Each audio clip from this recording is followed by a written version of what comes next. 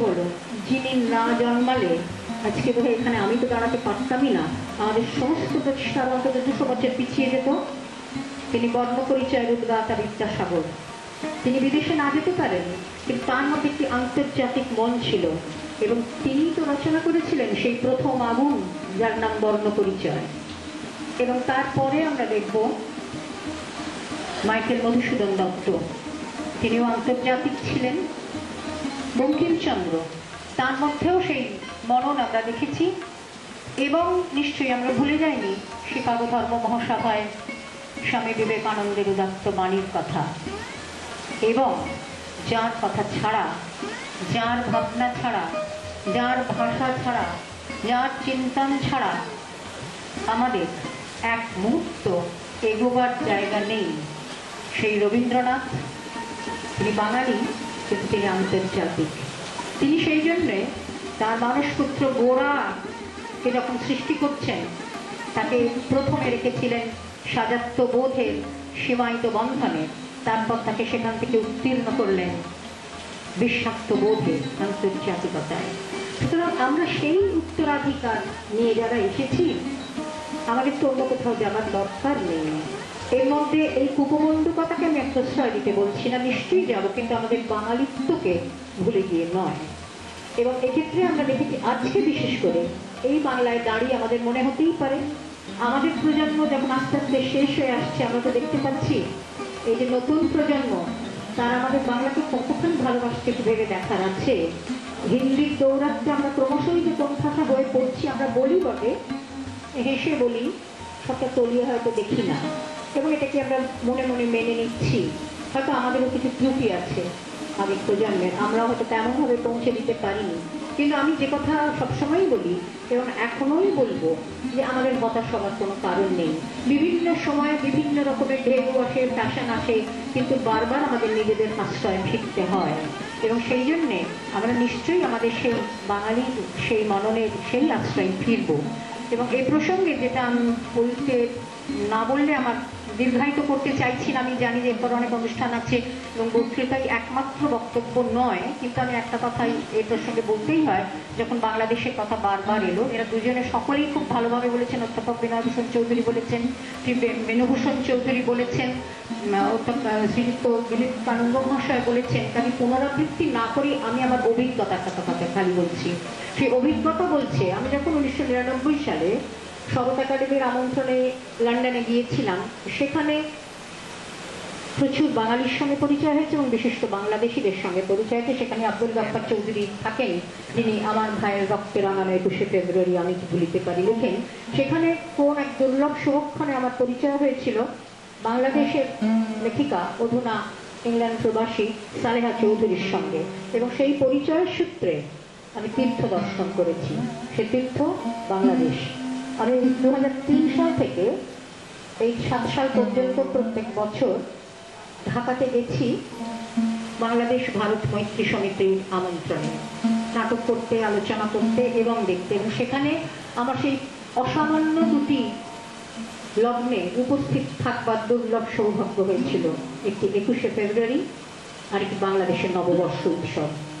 21শে ফেব্রুয়ারি তো আমাদের কাছে নিশ্চয়ই প্রত্যেকেরই কাছে গর্বের ব্যাপার, যে সমস্ত পৃথিবীর মানচিত্রে যাকে খুঁজেই পাওয়া যায় না, সেই বাংলাদেশ তারই দাবিতে আন্তর্জাতিক মাতৃভাষা দিবসের সেই সনদকে ছিনিয়ে আনতে পেরেছে। এবং 21শে ফেব্রুয়ারি বাংলাদেশে কি হয়, ঢাকাতে কি হয়, না দেখলে তো কল্পনা করা যায় না। আমি গত 2 বছর দেখেছি এবং চমৎকৃত অভিভূত কি বলে বোঝাতে পারছি না। ভোরবেলা যখন একদম ভোরবেলা 4টের সময় আজানের শেষ হয়ে যাচ্ছে, সমস্ত ঢাকা শহরে শুধু শোনা যাচ্ছে বিভিন্ন প্রান্ত থেকে রবীন্দ্রনাথের গান, আর কিছু নয়। কখনো কখনো নজরুলের কবিতা, সমস্ত সময়, সারাক্ষণ সারাদিন 21শে ফেব্রুয়ারিতে। এবং তার কারণ হচ্ছে, আমরা হয়তো অনেকে জানি এবং অনেকে জানি না, না জানাটা অজ্ঞতা নয়, সেটা হচ্ছে বাংলাদেশের যে বাংলা ভাষা আন্দোলন এবং 71-এর মুক্তিযুদ্ধ, ওরা মনে করেছে যে রবীন্দ্রনাথের গান হচ্ছে ওদের হাতিয়ার। ওরা বলছে গান স্টেন গানও বটে, গানও বটে। রবীন্দ্রনাথের কবিতা, গল্প, উপন্যাস এসব নয়, কিন্তু সোজাসুজি রবীন্দ্রনাথের গানের মধ্যে দিয়েই বাংলাদেশ স্বাধীনতার লগ্নে গিয়ে পৌঁছতে পেরেছে। এবং সেখানে আমি এ কথা একবারও বলবো না যে আমরা রবীন্দ্রনাথকে ভালোবাসি, রবীন্দ্রনাথ আমাদের রবীন্দ্রনাথ সকলের। আমরা নিশ্চয়ই বাসি, কিন্তু এটা অনেক বড় জায়গা, এখানে আরো অনেক বিচিত্র কিছু ছড়িয়ে পড়েছে বলে হয়তো সেটা একটু কমে এসেছে। বাংলাদেশে দেখেছি, আর পরে নববর্ষ উৎসব বাংলাদেশে কি অনবদ্য অনুষ্ঠান, আপনারা যারা গেছেন তারা জানেন। কল্পনা করা যায় না যে রমনা মাঠেতে লক্ষ লক্ষ লোকের সমাবেশ, এবং সেখানে প্রত্যেকটি মেয়ে, মহিলারা লাল পাড় শাড়ি ছাড়া তারা কিছু করছেন না, প্রত্যেকে অন্য কোনো পোশাক নেই। আমাদের বাঙালি মেয়েরা প্রজন্ম আজকাল তো শাড়ি দেখতে আমরা ভুলে গেছি, এটা বয়সের হয়তো আপনারা বলবেন যে এই কথা বলার কোনো মানে হয় না, কিন্তু তবু বলি। এবং সেখানে আমি যাদের কাছে গিয়ে উঠি, গত দীর্ঘ 5 বছর যাদের কাছে গিয়ে উঠি, তারা সবাই ওপার বাংলা, তারা প্রত্যেকেই ধর্মমতে মুসলমান, এবং তারা আমার অত্যন্ত বন্ধু, অত্যন্ত শুভানুযায়ী। তারা আমায় বলেছেন, মীনাক্ষী, আমাদের দেশে সবচেয়ে বড় উৎসবের নাম হচ্ছে নববর্ষ উৎসব। মনে রাখবেন, ঈদও নয়, কারণ ওখানে বাঙালি মুসলমান, বাঙালি খ্রিস্টান যারা আছেন, হিন্দু যারা আছেন, বৌদ্ধ যারা আছেন, সবাই পয়লা বৈশাখের উৎসব তারা পালন করেন। এবং সেখানেও শুধু রবীন্দ্রনাথের গান হচ্ছে, উদিত শিল্পী গোষ্ঠী গাইছে, এবং আমাদের তখন শিহরিত হতে হয়েছে। এবং সেখানে আমাকে একান্তই অভাজন, আমাকে ওরা যখন প্রশ্ন করেছে বিভিন্ন টিভি ইত্যাদি মিডিয়া, যে আপনাদের ওখানে পয়লা বৈশাখ কিভাবে পালন করা হয়, আমি তখন তো বলতে ভালো করে পারিনি যে নববর্ষের হাল খাতা ছাড়া প্রায় কিছুই তেমন ভাবে হয় না। মাঝে মাঝে একটা টিভিতে আমরা অনুষ্ঠান দেখি তথাকথিত সেলিব্রিটিদের দেখবার জন্য, কিন্তু আমাদের অন্তর থেকে অনেকটা দূরে সরে গেছে। সুতরাং এই যে বাঙালি আন্তর্জাতিক যেটা করার কথা হচ্ছে, এবং যার আজকে শুভ সূচনা হলো, আমি নিশ্চয়ই চাইব 2 বাংলার মধ্যে থেকে সমস্ত, শুধু এই 2 বাংলা নয়, সারা পৃথিবীতে, লন্ডন থেকে শুরু হয়েছে যখন, সমস্ত পৃথিবীতে যে বাঙালিরা ছড়িয়ে আছেন, তারা যেন ভুলে না যান তাদের উত্তরাধিকার। এবং এই উত্তরাধিকার ভোলাবার এই না আমরা বাঙালি অতএব আমরা একটা জায়গায় নিজেদের মধ্যে খালি নির্বাসিত হয়ে থাকবো, আমরা আন্তর্জাতিক হব সমস্ত কিছুর মধ্যে। রবীন্দ্রনাথ তার ভারত তীর্থ কবিতায় সেই আন্তর্জাতিকতাই বলেছিলেন, দিবে আর নিবে মিলাবে মিলিবে যাবে না ফিরে, এই ভারতের মহামানবের সাগর তীরে।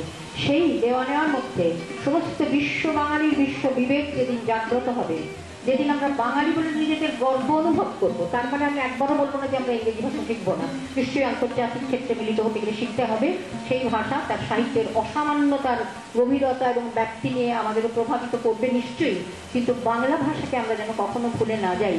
আমাদের স্কুলের ছোট ছোট ছেলে মেয়েদের মাদের এ কথা বলার দিন যেন শেষ হয়ে আসে যে আমাদের ছেলে মেয়ে বাংলায় বড় কাঁচা, গর্বের সঙ্গে এটা বলতে ভুলে, এটা বন্ধ করে আমরা যেন শুধু বাঙালি বলেই গর্বিত হতে পারি। আমাদের এই বাংলা, যে কথা বলেছেন চণ্ডীদাস থেকে শুরু করে যে বাংলা শুরু হয়েছিল, তার আগে জয়দেব যা শুরু করেছিলেন, বিদ্যাপতি আক্ষরিক অর্থে বাঙালি না হয়েও যে কথা বলে গেছেন, তারপর যাদের কথা বললাম, রামমোহন, বিদ্যাসাগর, বঙ্কিমচন্দ্র, মধুসূদন, এবং আরেকজনের কথা কলকাতা সম্পর্কে আমি যত নিম্নেই হোক কলকাতা সম্পর্কে গর্বিত। এই কলকাতাতেই রবীন্দ্রনাথ ছিলেন, এই কলকাতাতেই বঙ্কিমচন্দ্র ছিলেন, বিদ্যাসাগর ছিলেন, বাবুবাগানের মেসে ছিলেন নেতাজি সুভাষচন্দ্র বোস। আমাদের সমস্ত আবেগ যাদের নামে কম্পিত হয়ে ওঠে তারা এই কলকাতার। আমি কলকাতায় বলেও আমি গর্বিত। কলকাতার যতই রাজনৈতিক উত্থান উত্তাল কর্মের মধ্যে দিয়ে যাক না কেন, কলকাতা কলকাতাই। আমাদের এই কলকাতাকে আমরা ভালোবাসি।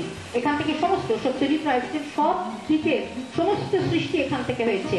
আন্তর্জাতিক আমরা সেই অর্থেই আমাদের আজকে এই শপথ হোক, আমরা যেন বাংলাকে, বাংলা ভাষাকে, সমস্ত বাঙালিকে অন্তর দিয়ে ভালোবাসতে পারি, সৌহার্দ্যের দ্বারা মিলিত হতে পারি। আমরা যেন গর্বিত হয়ে বলতে পারি আমরা বাঙালি, সমস্ত বিশ্বের কাছে আমাদের দরবার খোলা আছে। নমস্কার। বাংলা ভাষা সবাইকে বাংলাদেশে আসতে বলবেন, কি সুন্দর করে। আসলে কথাটা এত সুন্দর, যখন বাংলাদেশের টেলিভিশনে যখন বাংলা নিউজ পড়া হয়, তাদের উচ্চারণ, তাদের বাংলা আর কলকাতার বাংলা মধ্যে সত্যিকার আকাশ পাতাল তফাৎ। কিন্তু আপনারা বিশ্বাস করুন, আমি মীনাক্ষীর সাথে একেবারে একমত যে বাংলাটা, ওদের বাংলা বলা আর আমাদের বাংলা বলার মধ্যে কত আমি শুনি আর কি, তফাৎটা অনেক। আচ্ছা, আমাকে সামাপ করতে বলা হয়, আমি সামাপ করার মতো কোনো উপযুক্ত আমি নই, তবে একটা জিনিস আমি বলবো,